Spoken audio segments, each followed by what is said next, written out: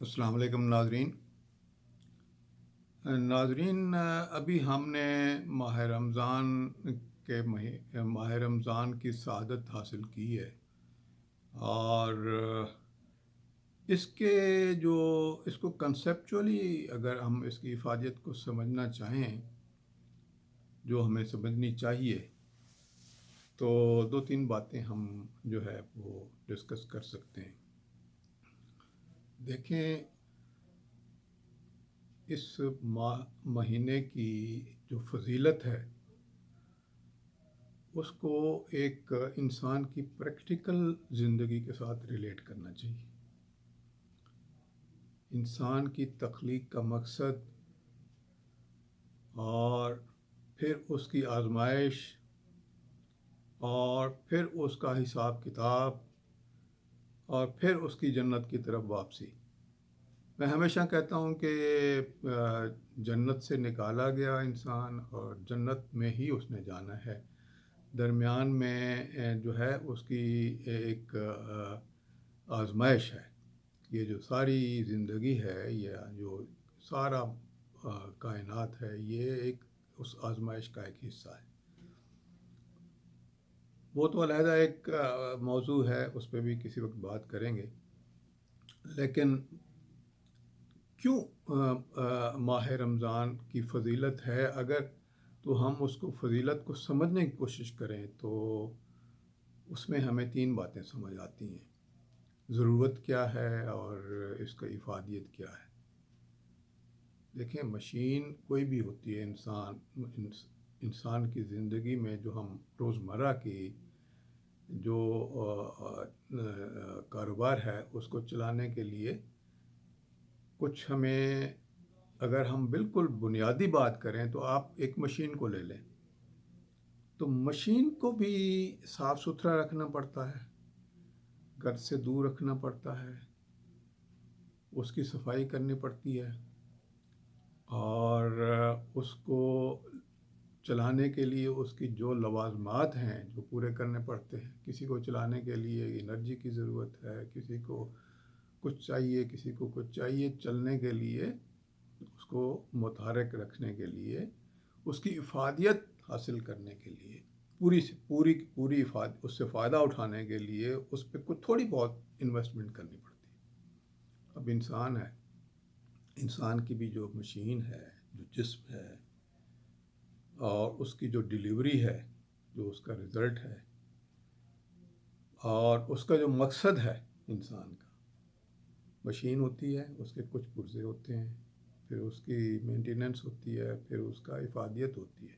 اسی طرح انسان کو سمجھ لیں اگر ہم بائی وے آف کمپیریزن، تو انسان بھی کچھ جو ہے وہ گوشت، ہڈیوں کا اور ان چیزوں کا مرکب ہے، اور اس سے پھر اس کی اعضاء ہیں، پھر ان کی فنکشننگ ہے، پھر اس کی سروسز ہیں، انسان کی چلنا پھرنا ہے، کام کرنا ہے، یہ وہ۔ تو اس کی بھی رینوویشن، اس کو ان آرڈر رکھنے کے لیے کچھ ضرورت ہے، کچھ کرنا پڑے گا۔ تو اللہ تعالیٰ نے ایک پورا اس کو، اور پھر اس کا الٹیمیٹ پرپس کیا ہے، جو ہم نے پہلے بات کی کہ جنت سے آیا اور جنت کی طرف جانے کے لیے کوشش کرنی ہے، یا ایک راستہ ہے، اس پر راستے پہ چلنے کی کوشش کرنی ہے۔ تو اور وہ راستہ، یعنی یہ تسلیم کرنا ہے کہ راستہ جو ہے وہ صحیح ہے، اور اسی پہ چل کے جو ہے فائدہ ہے۔ تو کیا ہوا کہ ایک تو فزیکل چیز ہے، انسان ہے، پھر ایک اس کے اندر غیر مادی پہلو ہے، جسے ہم جو ہے روحانیت کہتے ہیں۔ یہ دونوں چیزوں کا مرکب ہوگا تو وہ انسان جو ہے وہ کام بھی صحیح کر سکے گا، اور کام کیا کرنا ہے وہ بھی کرے گا، اور اس کی جو ہے وہ ایکچولی وہ پرفارم بھی کرے گا جو اسے پرفارم کرنا چاہیے۔ تو اب اس میں ماہ رمضان میں تزکیہ ہے، صفائی ہے، بالکل سب چیز کی۔ یہ دو تین چیزیں جو ہم نے بات کی، اب ان پہ انفرادی طور پر بات کرتے ہیں۔ دیکھیں، جسمانی تزکیہ پہلی بات ہے۔ جسمانی تزکیے میں کیا ہے؟ انسان ہر وقت کھاتا پیتا رہتا ہے، کوئی اوقات نہیں ہوتے، کوئی اس کی جو ہے وہ اس کی ڈسپلن نہیں ہوتا، کتنا کھانا ہے، کیا کھانا ہے، جب ملا کھا لیا، جہاں گئے کھا لیا۔ تو یہ اس کو ڈسپلن میں لانا ہے، کھانے پینے سے دور، ایک خاص وقت میں کھانے پینے سے دور رہنا ہے۔ یہ اس کا جسمانی تزکیہ ہے انسان کا۔ پھر صحت کو بہتر رکھنا ہے، صرف دور رہنا نہیں ہے، بلکہ اس کے وہ چیز کھانی ہے جو آپ کو صحت مند رکھے، تاکہ آپ کا درمیان والا وقت اچھا گزر سکے۔ سحری ہے، افطاری ہے، یہ کرنا ہے۔ پھر ایک باقاعدہ ٹائم مینجمنٹ ہے، آپ نے آبزرو کرنا ہے۔ ایک وقت ہے جب تک کھانا ہے، جس وقت تک کھا سکتے ہیں۔ ایک وقت ہے جب آپ نے کھانا بند کیا، پھر آپ نے کھانا شروع کیا، اور ظاہر ہے ایک لمٹ تک آپ نے کھانا ہے۔ کتنا کھانا ہے، کیونکہ آگے بھی اور بھی پہلو ہے اس کا۔ تو یہ ڈسپلن بھی لاتا ہے، جو ہمیں زندگی کا بہت بڑا ایک فیکٹر ہے۔ ڈسپلن، ٹائم مینجمنٹ، ڈسپلن، یہ آپ دیکھیں، یہ انسان کی جسمانی تزکیہ ہے۔ جسمانی صحت تندرستی کے لیے، جسمانی صحت کے لیے، یا جسمانی پاکیزگی کے لیے یہ ہم نے کام کیا۔ پھر آ جائیے ہم سوشل، اس میں ہم کتنا جھوٹ بولتے ہیں، ہم کتنا لگا دیتے ہیں، ہم کتنی بے ایمانی کرتے ہیں، کاروبار میں، پروفیشن میں وقت ضائع کرتے ہیں، ہماری جو کتنا برا بھلا کہتے ہیں، غیبت کرتے ہیں، کیا کیا نہیں کرتے، سب کچھ کرتے ہیں۔ لیکن ایک عام سمجھ رکھنے والا انسان بھی یہ سمجھتا ہے کہ اللہ مجھے دیکھ رہا ہے، میں نے روزہ رکھا ہوا ہے، میں نے غیبت نہیں کرنی، میں نے جھوٹ نہیں بولنا، میں نے کوئی کسی کو برا بھلا نہیں کہنا۔ تو یہ اس کی سماجی تزکیہ ہے۔ سوچ بدل رہی ہے، تعلقات امپروو ہو رہے ہیں، اچھائی کی طرف جا رہا ہے، غلطیوں سے دور ہو رہا ہے، دوسرے انسان کو نقصان پہنچانے سے دور ہو رہا ہے۔ جو یہ دیکھیں، یہ ساری وہ چیزیں ہیں جو حقوق العباد ہیں۔ اور انسان کیسے سیدھا ہو جاتا ہے ماہ رمضان میں؟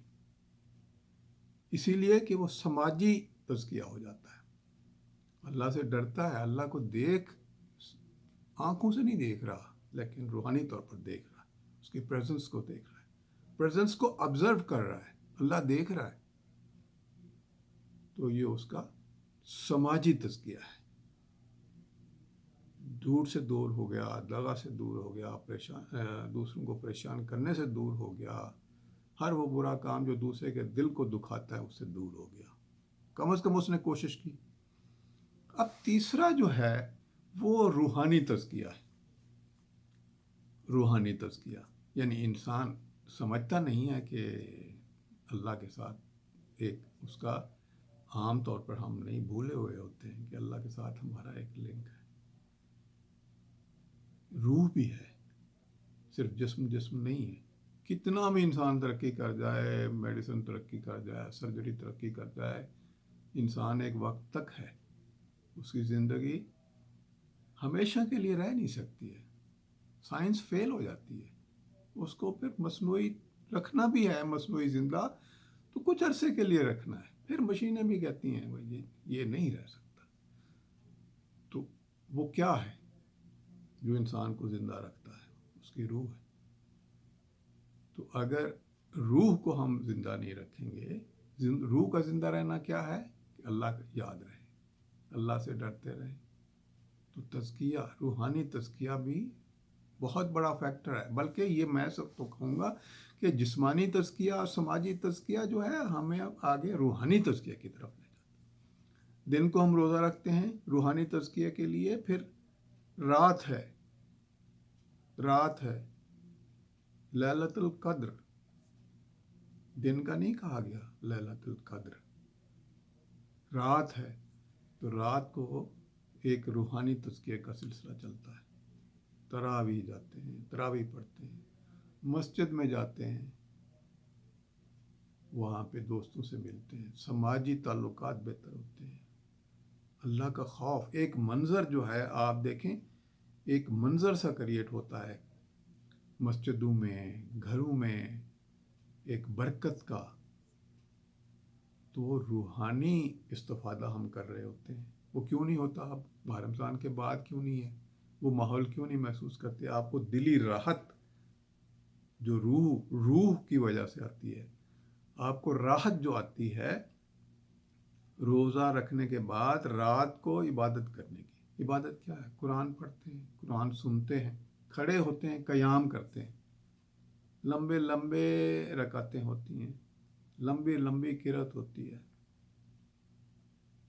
توجہ سے سنتے ہیں، خاموشی ہوتی ہے، اللہ کے سامنے پیش ہوتے ہیں اور لیلۃ القدر کا انتظار کرتے ہیں۔